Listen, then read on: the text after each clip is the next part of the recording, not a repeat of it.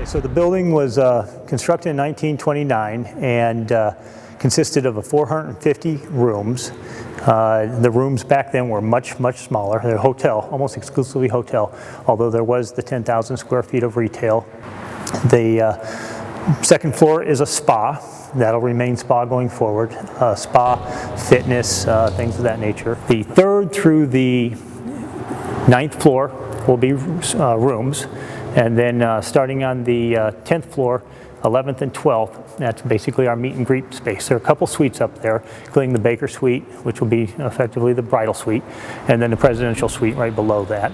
It's critical to the success of a hotel, particularly a hotel that is targeting business meetings during the week, because the idea here is that this hotel, its reputation, its significance, its location, on weekends with 155 suites will most likely run at very high occupancy. And that's okay. So this is your typical small suite back in the old day when it was built in 1930. Very small, one window, one very small bathroom. Got a little bit of a closet here, coat closet, and then this room has another bathroom that is back to back to the suite next door.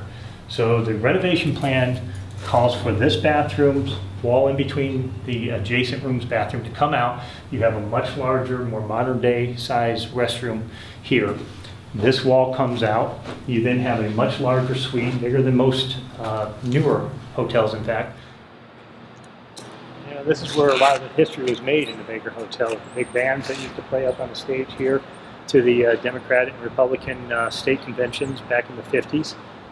This is part of what drew people from the Metroplex to the Baker Hotel, these views and this type of environment. So the project obviously requires multiple pieces of what I call a capital stack. It's not just debt and equity. Let's go ahead and get started. A project like this, where you have costs that exceed its ultimate value, is a quasi-public-private venture.